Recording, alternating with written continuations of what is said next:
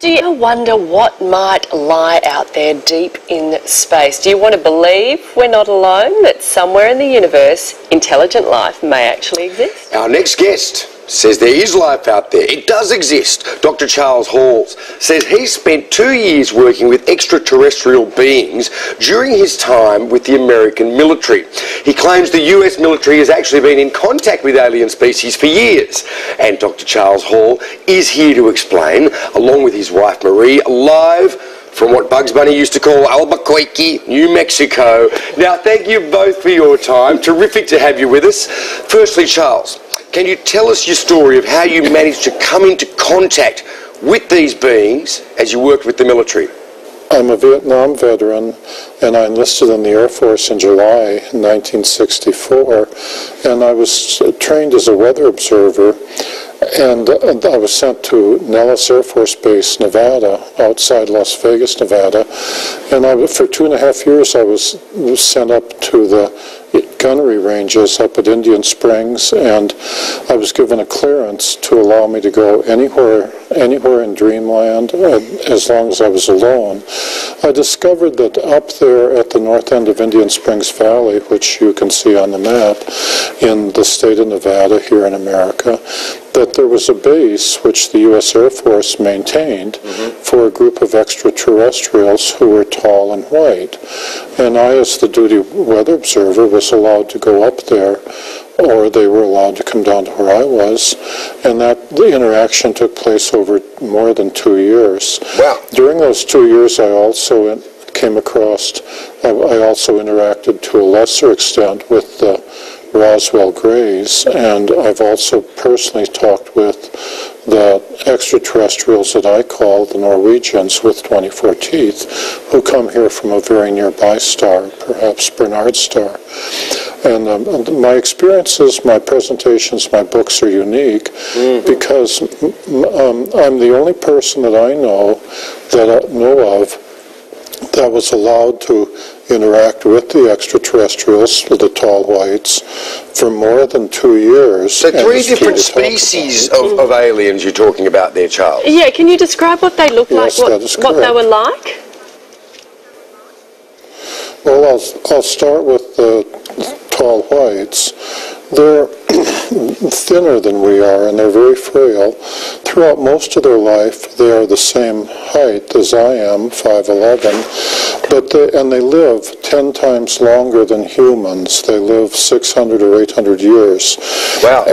But they don't age the way we do. When they get to be equivalent to a human of about 40 years, that means when they're about 400 years, they start growing again instead of aging as humans. Right. And then they go, and this continues, and so that by the time they get to be 600 or 800 years old, they're very tall, 8.5, 9, or 10 feet tall.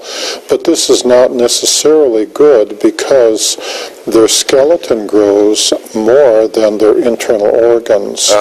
And so there comes a time after 600 or 800 years when their skeleton, their body is tall, but their organs can't support it. At which time they die a natural death, because they're just flesh and blood creatures like we are. If they injure themselves, it takes them 10 times longer to heal up than a human. Yeah. So there's a trade-off. Yeah, right. They still look fresh as a daisy when they go, though. They look like Tilda Swinton. Hey, just quickly, you had them there. You were working with the aliens on any particular project, or was the military working with the aliens on a particular project? Was there, I don't know, technology sharing or, botanical cross-fertilization?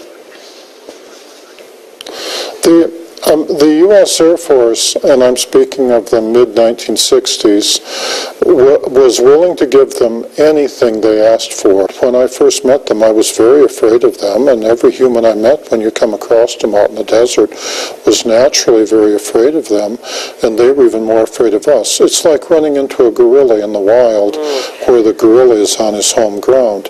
So they had to go through a process of becoming used to being around humans before they could take part in the technology transfer program.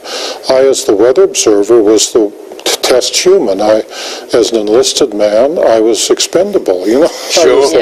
When they send out to Always say, the weather guy. practice talking to Charlie. And Marie, let's bring you in. You've never seen these things for yourself. Are you a believer? Because probably a lot of people watching this morning are going to think, I don't believe him. It's ridiculous. How could it be possible?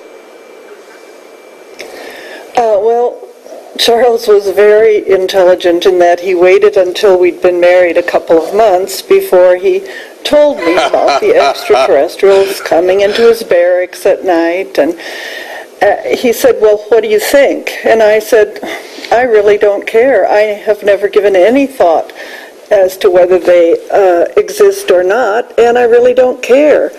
I've known Charles, we've been married over 43 years. He may be a character, but I am his character reference, and I totally believe that this is real. Furthermore, we have had confirmations from people all over the world. We have never had any serious tire kickers, people who say, well, certainly there seems to be a lot of people. It would seem to be a lot of people around the world who would support your view on this, who seem to have had their own experiences, but probably not quite as intimately as you.